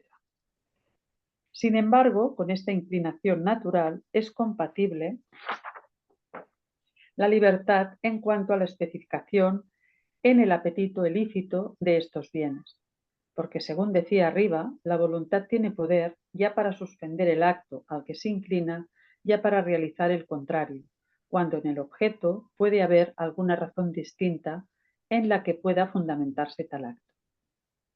Que este es el pensamiento de Santo Tomás consta por la solución, donde no obstante esa natural moción o propensión añade que la voluntad no es determinada a ningún bien particular, sino únicamente al bien en general. En ese pasaje habla de la determinación en cuanto a la especificación, porque como explica enseguida, tampoco en orden al bien en general es determinada la voluntad en cuanto al ejercicio, sino únicamente en cuanto a la especificación. Pero puede añadirse además que con respecto a estos bienes cabe admitir alguna necesidad en cuanto a la especificación, a saber, o hablando en absoluto y prescindiendo de las razones extrínsecas, porque algunos de estos bienes son tan congruentes con la naturaleza que muy difícilmente o en manera alguna pueden odiarse, a no ser de modo muy accidental y por razones muy extrínsecas. Más aún, incluso por estas rarísimas veces, se odian tales bienes en sí mismos, sino que su investigación y búsqueda desagrada por su dificultad, o porque impide otras ventajas sensibles. O también pueden amarse necesariamente estas cosas si se aprehenden como absolutamente necesarias para la felicidad, aunque en tal caso, más que como fines, se aman como medios o partes del fin necesario y universal. 19. En tercer lugar, debe afirmarse que la libertad de la voluntad se ejerce de manera más evidente y perfecta en la elección de los medios, hasta el punto de que todo acto Bueno, yo no libre... sé, ¿qué habéis entendido vosotros del párrafo anterior? Porque ahora pasa de nuevo a los medios. Sobre los fines es el párrafo que nos acaba de endilgar. Eh, ¿Qué se entiende por especificación? O sea, que haya fines como deseo de tener salud, deseo de estar vivo, deseo de... Vale, pero esos fines, si ponemos eso como fines, la capacidad de especificación pueden ser culturas materiales, civilizaciones alternativas. El deseo de tener vida de un chino que conoce Matteo Ricci o un indio tolteca está tan clara como la de un señor de Castilla del siglo XVI, se dota de culturas materiales distintas. O sea, ahí la especificación son eticidades distintas. Esto es, a mí, es lo que me parece que dice el párrafo, pero pero no quisiera estar forzando el texto. Y no sé qué os parece a vosotros. No sé qué os parece a vosotros. ¿Qué pasa? No sé qué conjetura sacáis en cuanto al término especificación. Porque, claro, ha dicho, o sea, lo que sí que es cierto es que dice, este párrafo va de fines, hay especificación. Ahora viene, dice, ahora este otro párrafo va a venir de deliberación sobre instrumentos para los fines. Ahora vamos a hablar de especificación. Pero coño, pero hasta... ¿qué significa? ¿Cuál es el gradiente de especificación respecto de los fines que tenemos? Bueno, no sé. Me parece que es tan grande como civilizaciones, pero me gustaría que lo hubiera dicho de alguna manera que pareciera esto mismo, ¿no? Este es el problema, ¿no? Vale, bueno, aquí, vale. 19. En tercer lugar, debe afirmarse que la libertad de la voluntad se ejerce de manera más evidente y perfecta en la elección de los medios, hasta el punto de que todo acto libre, en cuanto tal, participa en alguna medida de la razón de elección y bajo esa razón puede someterse a deliberación. Abonan esta conclusión las razones aducidas al principio de esta duda, y se explica brevemente porque para la intención del fin es movida la voluntad solo por alguna inclinación natural, aunque se mueva libremente. En cambio, para la elección de los medios es movida en virtud de la apetición del fin, apetición que la voluntad se apropió sobre la inclinación natural. Por eso se dice de Esta modo es más... una frase con todo muy importante, pero fija, puedo estar forzándola, ¿eh? Yo la tengo aquí suave, porque sería, los fines son muy abstractos, la concreción de cómo se resuelven es cuando elegimos los instrumentos. Pero no lo dice con esta claridad. ¿Eh? Me deja siempre, bueno, me parece que va a donde a mí me gustaría que fuera, pero precisamente por eso me ando con mucha cautela y no acabo de... Entonces no sé qué estáis leyendo, no sé qué estáis leyendo vosotros, qué interpretáis vosotros.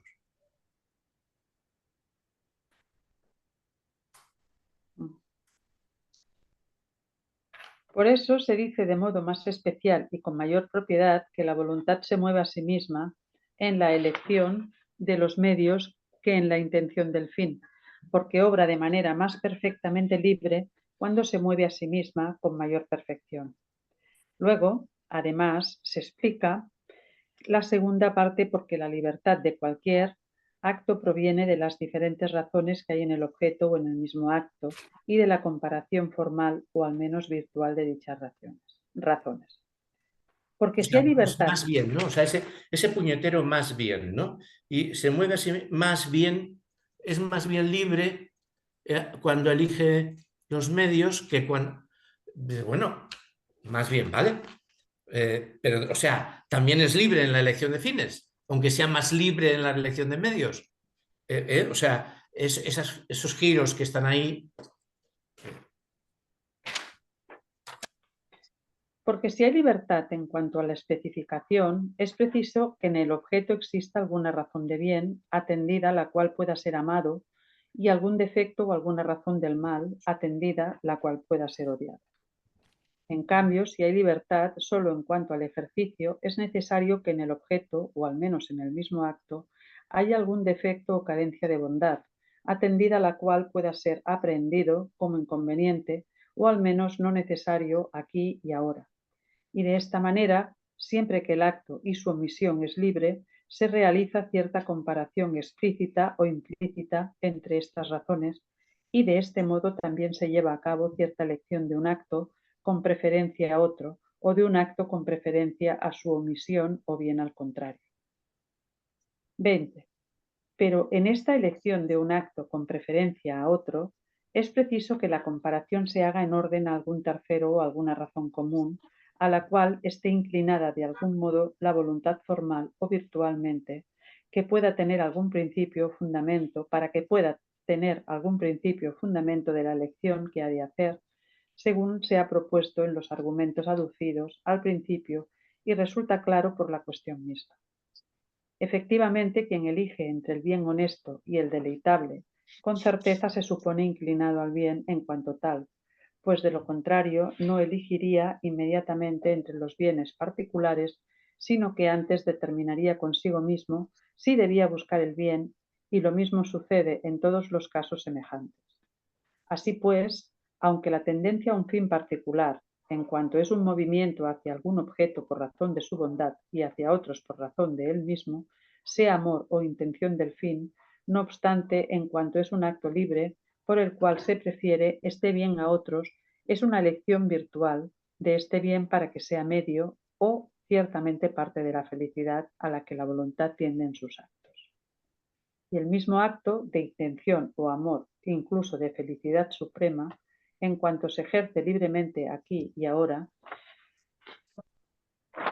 se prefiere a su carencia o cesación, es una elección virtual por la que tal acto se elige aquí y ahora como medio para incoar u obtener la felicidad. Por esta razón suele decirse que toda intención de un fin particular es una elección virtual de la felicidad, a la cual no es siempre necesario que preceda la intención ilícita de la misma felicidad, sino que basta la inclinación natural y necesaria. En este sentido, pues, toda la deliberación versa de manera proporcional sobre la elección y toda acción libre participa de alguna razón de elección, y por eso se estima que la misma elección formal y propia, que procede de la propia y ilícita intención del fin, es una acción máximamente libre, y de este modo se dice que el libre albedrío versa cuasi por autonomasia sobre la elección, aunque tenga otros muchos actos libres según se ha explicado. 21. Si es más perfecto obrar libremente o necesariamente. Con esto se ha dado respuesta suficiente a las razones sentadas al principio de esta duda. Por lo que hace a la dificultad que desde la sección 2 aplazamos hasta aquí, con ocasión de la cual hemos elaborado la presente sección. Ya queda explicado de qué manera una misma voluntad es capaz de obrar de ambos modos, libre y necesariamente. Mas cuando se pregunta si el modo de obrar libremente es más perfecto que el modo de obrar necesariamente, ¿por qué la voluntad consigue aquel en algunos actos y no en todos? En los menos perfectos y no en los más perfectos. Debe decirse que el obrar libremente no es siempre, ni en todos los casos, mejor que el obrar por necesidad. Antes bien, la regla de la perfección está en que el objeto sea amado según su dignidad y capacidad de suerte, que si el objeto es el bien supremo y sumamente necesario, sea amado con entera necesidad, mientras que si es un objeto menos bueno o no necesario, el acto sobre el que quede bajo el dominio del que ama. Y en este sentido Dios se ama a sí mismo necesariamente y a las demás cosas libremente, a pesar de que su acto es perfectísimo desde todos los puntos de vista. Por tanto, debe decirse lo mismo guardando la debida proporción en el caso de la voluntad creada. Sección 9. Si hay libertad en la causa mientras opera en acto. 1. La última dificultad resultante de la sección 2 es si la causa libre posee libertad actual, como cuando obra o antes de obrar. Bueno, el ser humano es causa libre, ¿eh? O sea, esta una de las veces en que queda definido así. Sí, eso sí. Porque si ya obra, opera necesariamente de manera que es imposible en ese momento no obrar, y el mismo argumento puede hacerse sobre la carencia de operación, pero si la libertad siempre mira al futuro, ningún acto existente en la realidad será libre, porque el acto futuro en cuanto tal no es existente. Y así, de hecho, no habrá ningún efecto libre, además de que es contradictorio que lo futuro en cuanto futuro sea libre y después, en el presente, no se ejerza libremente, siendo así que lo futuro no es futuro por otra razón, sino porque alguna vez será presente. 2. En esta O dificultad, sea, aquí se está negando la historicidad como un ente, e incluso el tiempo como un ente, ¿eh? Esto es una posición agustiniana que es también hegeliana, ¿eh? Se llama tiempo a la memoria nuestra de sucesivas praxis generadas y sucesivos actos nuestros, uno después de otro. Y bueno, y se llama espacio a eso que con nuestros sentidos percibimos entre lo que miramos y nuestro cuerpo. O sea, son todo relacionales, ¿no? Esto es, tengo entendido, yo este San Agustín no lo he leído. Está en las Confesiones, es un texto, me resultaba tan repulsivo que lo dejé a medias porque es un texto de suma soberbia. Él es el pecador más grande, más abyecto y más monstruoso. Dices, pero qué tío más soberbio eres. Me harté y al final de las confesiones se ve que está su consideración del tiempo como subjetividad. No llegué, no llegué. Luego, pues bueno, me he arrepentido de no haberlo. Pero bueno, eso, ¿no? O sea, eh, eh, la suma soberbia de considerarse el más grande pecador que ha habido en el mundo mundial. Bueno, esto es lo mismo que está bueno, se mantiene en mucha praxeología. Por ejemplo, ya digo, en Hegel, el tiempo no es más que la praxis productiva en su suceder. Hemos hecho esto, después hemos hecho otro.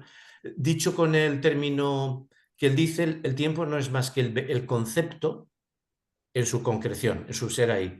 Pero el concepto es que la multitud de palabras de Hegel son griegas y escolásticas. El concepto es el logos. Es el logos que es inseparable de la praxis. El logos que es inseparable de la praxis. Eso él le llama Begriff, pero el jodido está en la tradición y no tiene vuelta de hoja, ¿no? Igual que cuando dice determinidades, coño, di joros, que es como lo dice Aristóteles, que son las características determinativas y determinadoras de una totalidad. Bueno, es lo mismo. Esta subjetividad, esta teoría subjetiva del tiempo está aquí y está en esta tradición, digamos, ¿no? Pero viene de San Agustín. Yo la verdad, no me he tomado la molestia, una vez supe de esto, de volver a Aristóteles y ver qué dicen, ni de haber leído autores sobre esto, ¿no? Pero bueno, casi más fácil leer a Aristóteles porque Aristóteles se lee, es estupendo de leer a Aristóteles, ¿no? En todo caso puede haber alguna tropiezo gramatical, pero es de una claridad, bueno, sí, no lo sé, no sé lo que dice Aristóteles. Cuando lo leía no tuve en cuenta esto. 2. En esta dificultad tocan Gavrici y otros nominalistas enseñan que la voluntad no es libre con respecto al acto que ya está realizando en aquel mismo instante en que lo realiza. Bueno, esto es de cajón, ¿no? O sea, la voluntad no es libre respecto de aquello que está haciendo cuando lo está haciendo, porque lo está haciendo en el estar haciéndose, ¿no? Estamos ante individuos que definen, o sea, son unos nominalistas, ¿eh? Eh, la definición. ¿Qué quiere decir voluntad? El estar haciendo y hacer. ¿Cómo va a ser libre la voluntad de hacer cuando está haciendo? Si está haciendo, no, ya está hecho, ¿no? Es como la libertad de futuro.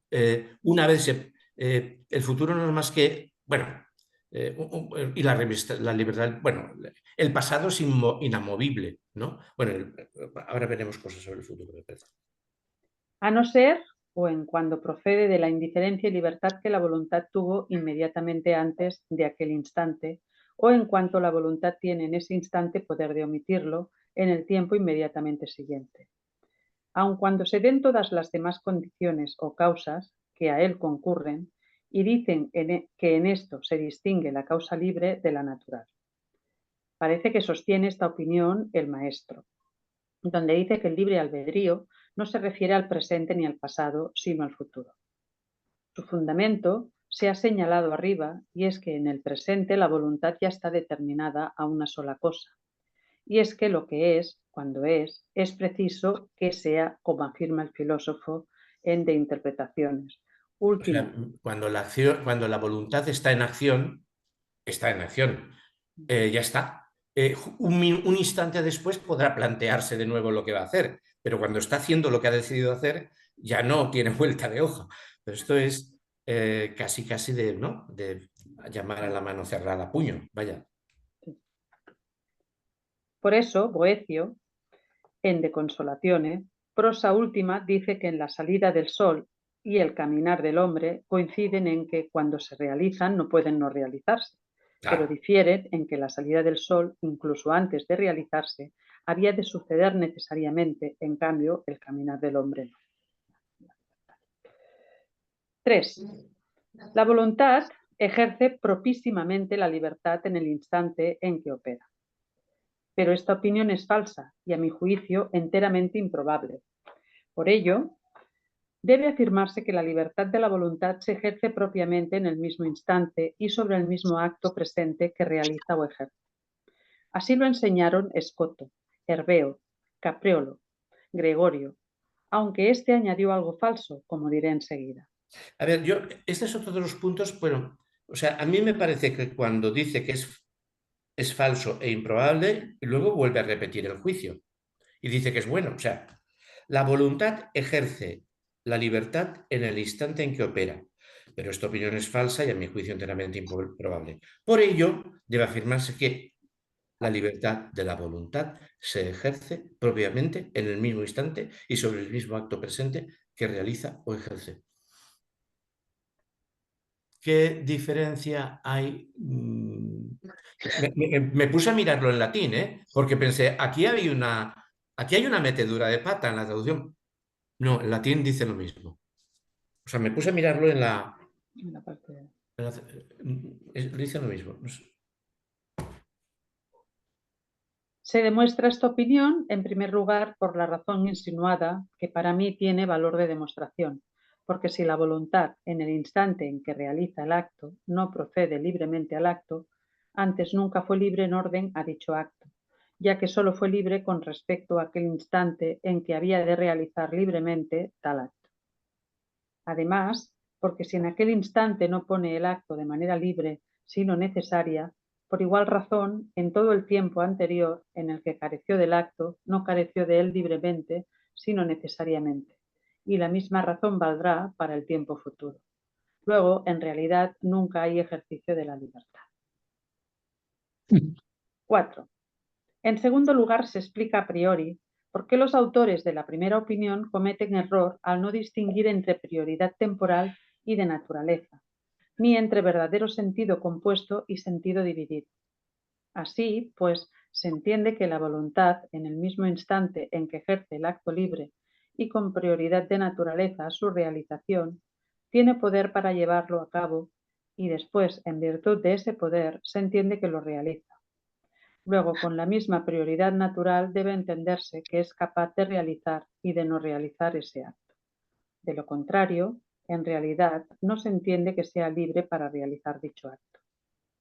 Se confirma y explica por qué en el tiempo inmediatamente anterior a aquel instante se supone que la voluntad tiene ese poder para realizar y no realizar el acto. Y en aquel instante naturalmente anterior a que dicha potencia se determine al acto, no hay nada que le quite el poder de realizarlo. Luego la voluntad conserva uno y otro poder en aquel instante, y en virtud de ellos realiza o no realiza el acto en el mismo instante. Por eso, si la voluntad se considera simple y absolutamente en dicho instante con todos los requisitos previos para obrar, en realidad puede no realizar tal acto en ese instante, y este es un poder en sentido dividido o con prioridad de naturaleza, poder que es necesario y suficientísimo para la libertad. Pero, En cambio, esto está muy bien, o sea, con independencia del lío de la frase de arriba, dadas todas las condiciones indispensables para la acción e incluso que la voluntad aprecie la satisfacción por ello y que incluso la voluntad aprecie que si no obra te van a castigar. O sea, dadas todas las absolutas condiciones que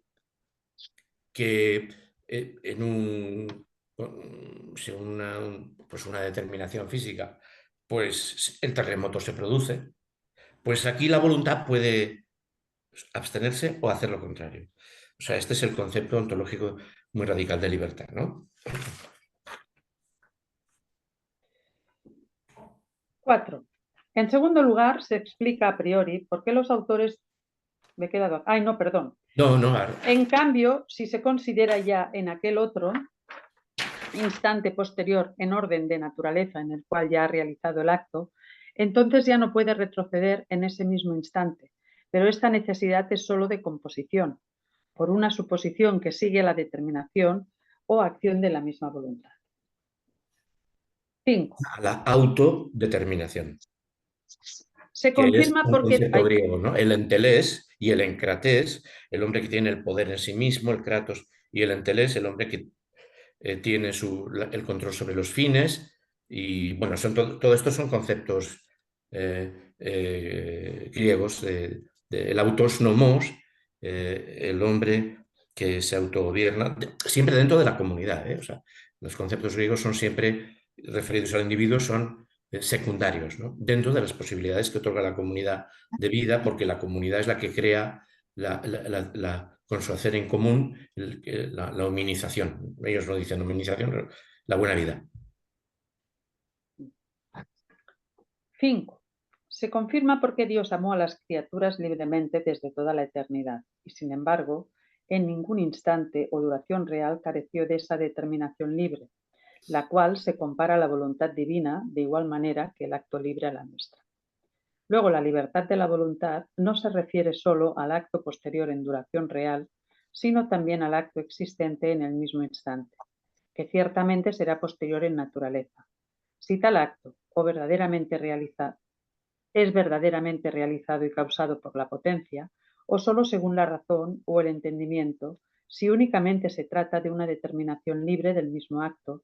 De lo contrario, sería ininteligible el amor libre en Dios, porque ni hubiera amado libremente desde la eternidad, ya que siempre amó perpetuamente, ni tampoco después del instante de la eternidad, porque mucho menos puede empezar a amar lo que nunca amó, o dejó de amar lo que amó y de tal como lo amó desde la eternidad. Igual argumento puede tomarse de la acción libre que los ángeles realizaron en el primer instante de su creación, puesto que en dicho instante tuvieron mérito, según la opinión más verdadera.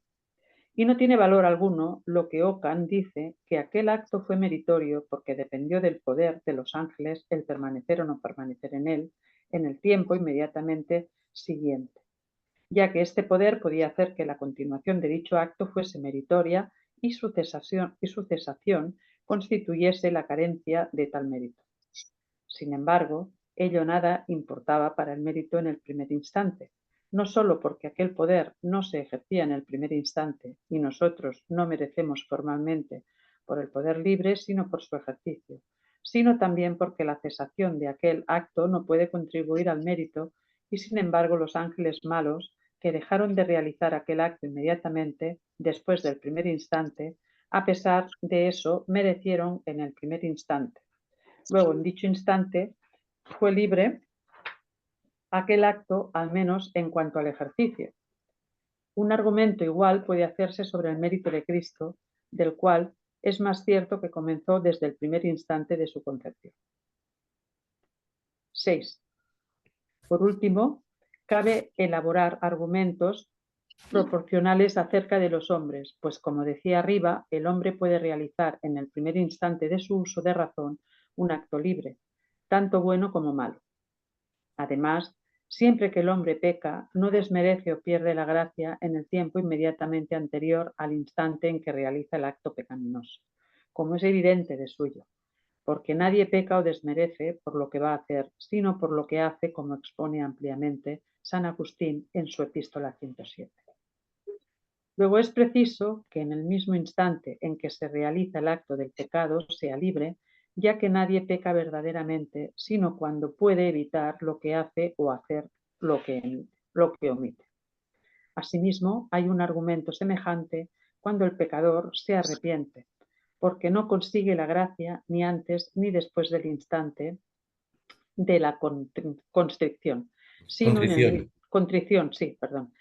el mismo momento en que realiza la contrición, y solo en ese instante se dispone suficientemente, a pesar de que la disposición debe ser libre, y en el mismo merece la gloria.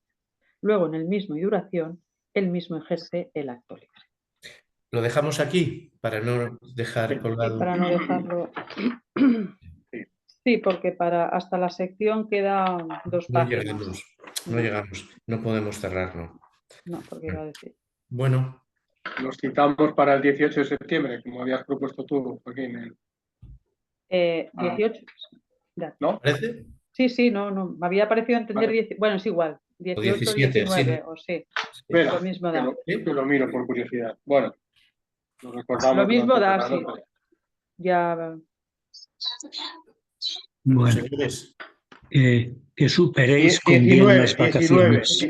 19 de septiembre. 19. ¿Qué dices, Ricardo? Que superéis con bien las vacaciones. ¿Tanto te van a Con pesar bien y las salud. vacaciones? ¿Tanto te pesan las vacaciones? Con bien o con notable o incluso sobresaliente. Bueno, y lamento los inconvenientes que haya podido producir, ¿eh? Ah, no pasa nada. No, Te esperamos a la vuelta de las vacaciones. Sí. Yo Pues me las paso trabajando para que veas la manera de superarlas que tengo todo el verano. Pues yo aspiro a la excelencia en las vacaciones, ¿eh? No me voy a conformar ni con a la excelencia. Bueno, pues que paséis buen verano todos Igualmente. Espera que cierro la grabación. y que seáis muy libres, ¿eh? Para todo, para lo específico y para todo. Ser libres. Veremos lo de la especificación, a ver hasta dónde nos llega el grado. Libertad de Eso especificación.